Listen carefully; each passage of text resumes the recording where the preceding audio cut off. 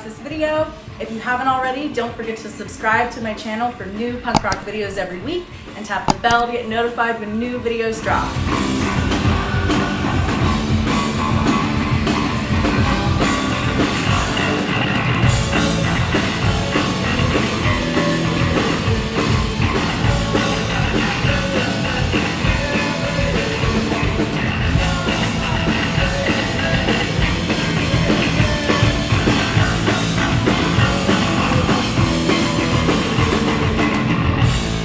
My name is Erin Micklow, and I'm here at Rebellion with the Bouncing Souls. What's up? How you doing? Hello.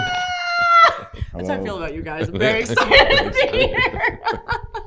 I'm a big fan, obviously. You guys, I've been listening to you guys for forever. And I just love you, and I'm happy you're here. Thanks for having us. Yeah, it's great to be here. Well, so obviously for everyone watching that doesn't know you guys, can you please introduce yourselves? I'm Pete. Greg. I'm Brian. Yeah. And we're the Bouncing Souls. Hello. Yeah, well, minus one member. Yes. Yeah. But so the three of you have actually been in the band together since the start in 1989. Can we talk about, have you ever thought about parting ways with each other? It was impossible. That was never going to happen. We, had some rocky moments, but we always just have too much fun together, really. Yeah. This is too much fun. I'm sorry. Not one fist fight. Not one fist fight. Yeah.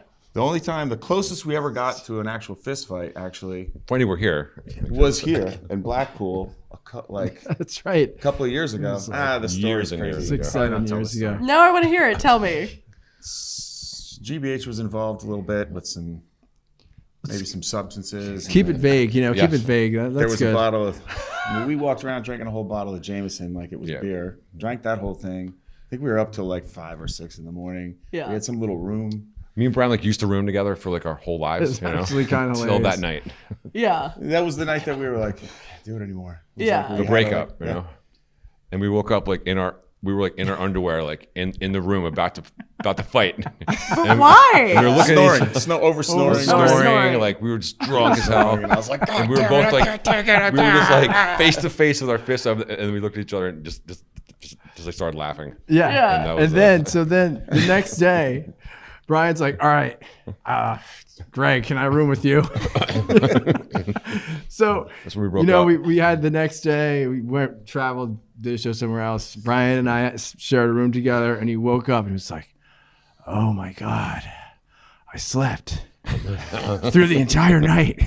It's like it took us 30 years to figure it out. You gotta match people in rooms. We used to be matched up in rooms based on lifestyle. So me and him were like The party boys. the BADS. Yeah. You're the Greg's party room boys. was the BADS. Greg's room was the sleeps. Then there was the pots, right? That was like McDermott and whoever was smoking weed all night, and Yeah. we were all the other bad things.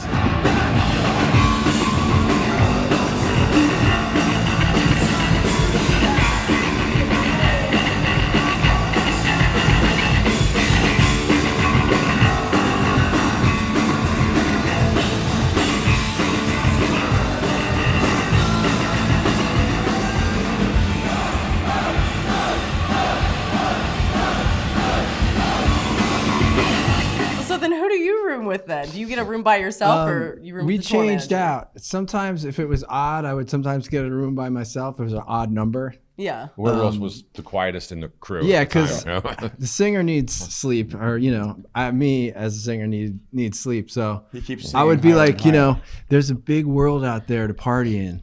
If you're going to be in my room, we're just going to not be partying. So that was my back in the heavier party days. And luckily, again, everyone respected that. Yeah. So that's why we all, made it together.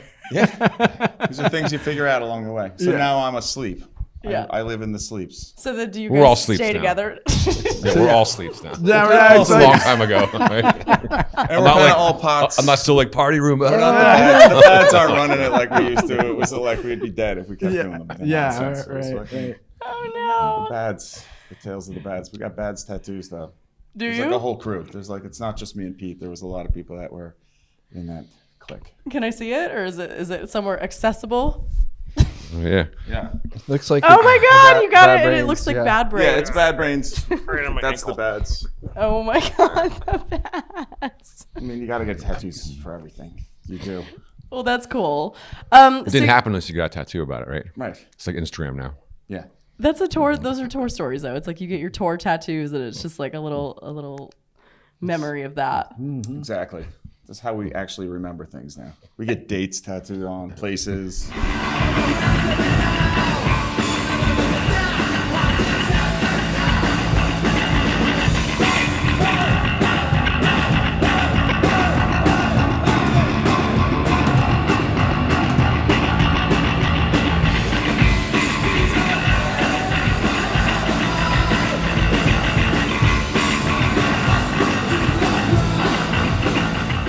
So now that you guys are the Sleeps, how is this tour going? You guys are presently on a UK European tour for the next couple weeks. You started a couple days ago, right? At the end of July. Yeah. Great. We're on a bus. We all kind of have roughly the same schedule now. Hang out together for a while and then go to sleep. But we discovered when we flew into Munich, we went to the spa. Okay. This is touring as older guys now. So you arrive in Munich in the morning, and then we got a hotel right near the spa, and we just essentially hung out in the spa, like drank a beer. I saw that on your Instagram. I was wondering where that was. Fantastic. That was a first. It's still firsts in our. That was the tour, first. Yeah. We're figuring stuff Did out. like mud masks, Yeah. Set like it was mineral, fantastic. a mineral bath. Because you fly over and then you're just kind of shot for the whole day. You can't do anything. So just sit in the spa all day and then you're good the next day. Yeah, I arrived from LA, and then I stupidly had a festival to cover the day after, and I had an overnight flight, so it was like also no. I was like, what was I thinking? That's tough. Yeah. I was like, what the hell? Like, I pretty much got in and just like ordered food and then slept, and I was like, I'm not doing anything. Yeah. And people are like, get in and get wasted. It helps you get. And I'm like, no, I'm not doing that. Like, that's not going to help me. You kind of already are wasted from the flight. Yeah, you're like high as fuck. Yeah. So we really, after all these years, cracked the code on that. So go in, spa all day. Yeah. Sleep, and then you're good. So we're starting every European tour now in Munich because we found a spot. Right. Yeah, you found the spot. Before this trip, I was getting massages weekly in LA. I was like, I'm getting my body ready. That's a good move. I was like, this is gonna be a lot. I'm not ready. 8 hours on Touring's a on lot. a little seat. Like I can't. I'm so squirmy. I can't sit still. Like, You gotta motherfucker, man. And we're like out of practice too because it's been a few years. Some years, man. So,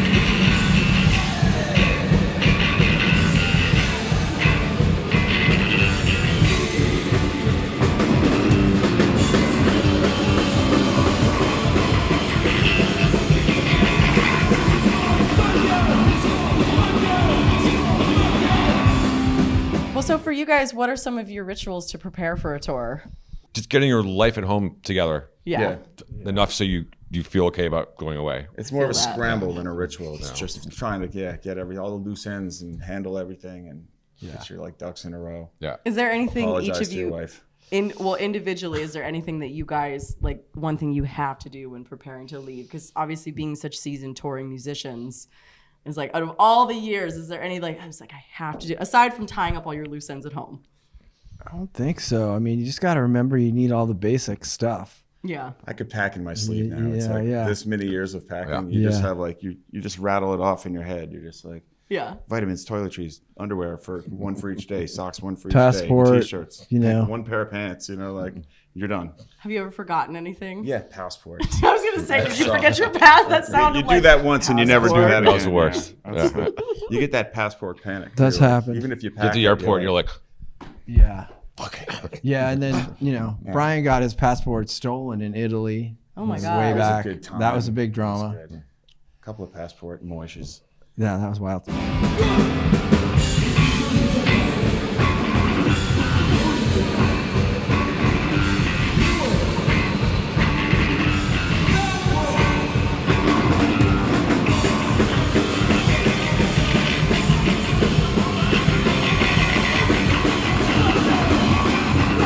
So I did see that on this tour, I saw a post you guys made on Instagram, a really interesting story about somebody that used to live with you guys in Jersey. And then, Darren, yep. yeah, he was like some skater punk and he was living Yeah. with you on and off for 3 years. Yeah. Yeah. And way then he back. just disappeared and then you ran into him again. Can you talk about that story? Yeah, I mean, we lived in a house. It was a punk house, and it's in every way. Lots of people came and went, and there was the Austrian skater kid, Gernot, showed up, and we're like, cool, yeah, you're from Austria, hang out. And then, we skated, we hung out, he came. And then, I think a long time went by, but, maybe in the last year, we connected with him through social media. Yeah. And then, he hit us up. He's like, I'm coming to the festival in Linz, like whatever, a couple weeks ago. It was his hometown. You're finally coming to my hometown. And then, he had told us briefly, that he had gone through some big surgery, like when he first contacted us on social media the last year or two.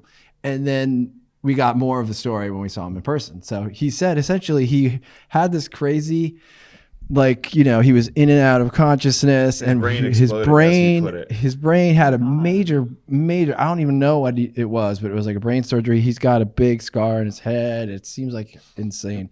But apparently he was in kind of a coma coming out of that surgery. He was in like a coma. Yeah. Right. Like a hallucinogenic. Yeah. And he was state. talking to his girlfriend as if he was on tour with us. Oh my God. He was like living days. it. Did he ever tour with you guys? No. Okay. Okay. It's so random. She told me that it went on for days too. Yeah.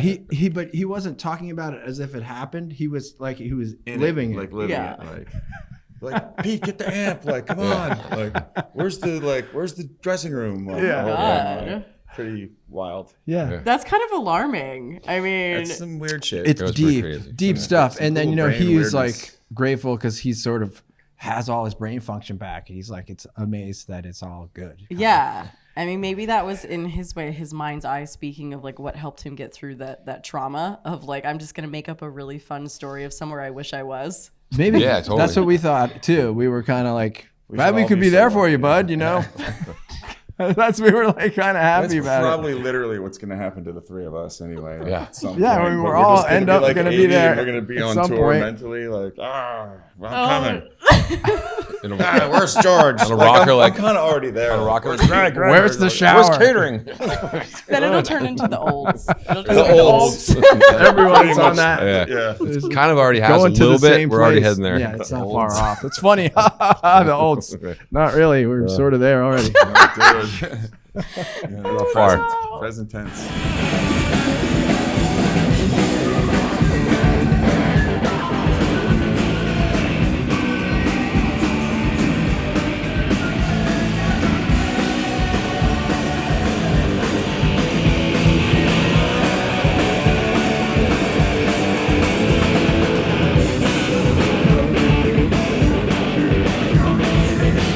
Let's talk about the latest album that you put out in the pandemic, Volume 2. I was listening to it today. I don't know how I missed that one. And it's really beautiful. Honestly, the songs, like I didn't really know what to expect. I was like, what? They're redoing their songs in a different way. But they're really, really powerful for how mellow they are at the same time. Awesome. Cool. Medium rock. Yeah, we've turned them into medium rockets successfely, I might say. Yeah. We wasn't. The story is we did our 30-year anniversary and we were doing these little acoustic shows, and that's where the idea was born. Like, maybe we should redo some of these songs in a different way. But still, we didn't have much of a plan. We booked the studio time, and then we went in every day and was like, what should we do now? Like, let's do Kids and Heroes. And then we would spend 2 hours kind of sort of reworking it, and then we just recorded it like that, and that was super fun. Yeah. It was Not just really kinda off the cuff. Thought This out was rad. much. A lot of Yeah. starting with George, like what kind of rhythm is this one gonna have, George? And he'll just be like, I've got a swing thing, or he's so talented. It's just like, let's just tap the George like machine. Like, okay, the guy can play jazz. Let's try that. Like, Yeah. and just like treating each song that way, just kind of breaking them down and building them back up off of George's rhythm. Yeah, for sure.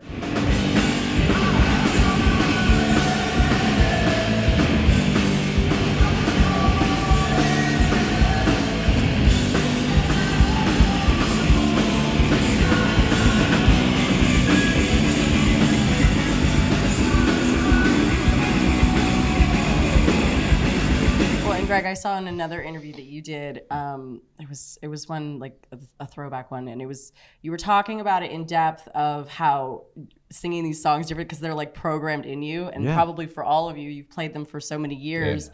Can you talk about how that was trying to rework them? Well, it was really satisfying because back then, especially, I wasn't experienced as I am now as a singer.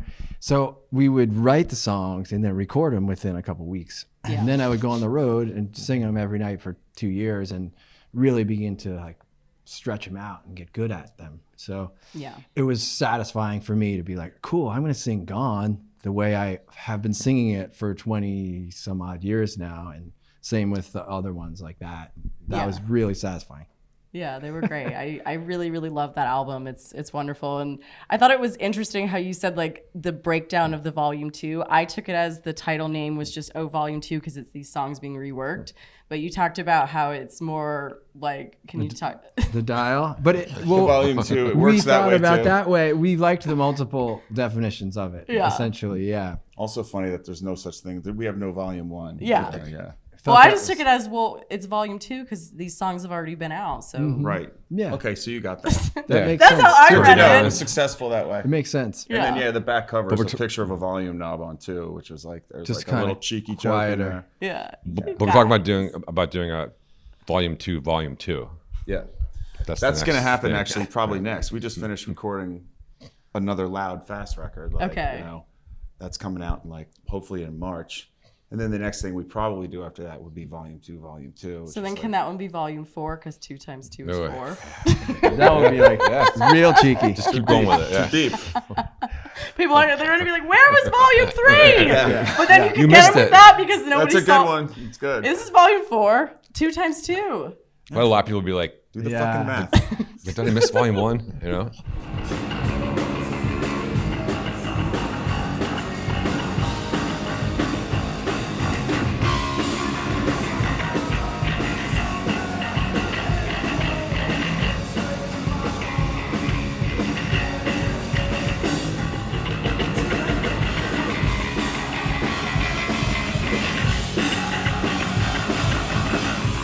Well, so you have another album coming out, another fast one. Yeah.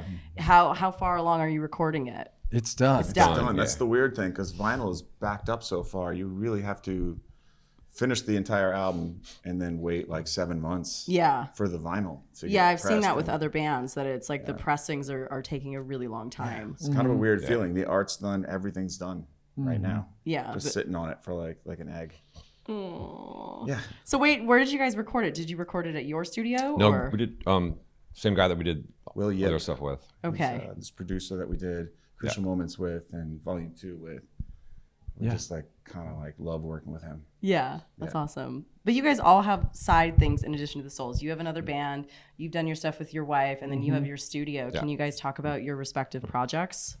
Oh shit! I own a tattoo shop now, so Yeah? I'm like a full-time tattooer. Oh my at home, God. So it's like an entirely alternate life and career, but it's also like Souls adjacent. You know what I mean? Like Yeah. since drawing all the Souls things, now I'm tattooing all the Souls things. You know what I mean? I'm the majority, or at least I should say, my favorite clients are Souls fans asking for shit that's like inspired by lyrics, and so I Yeah. get to like keep going back into songs and pulling out some gems and being, you know, finding inspiration, drawing stuff like that. So it's pretty great. And I can pick it up and leave it, and I can just split and go on tour. That's So awesome. where jobs go, it works perfectly that way. Do you ever bring it with you on tour and tattoo people on the road? Not anymore, but I used to. Now Yeah. it's like, I'm taking a break from tattooing and just being a band guy.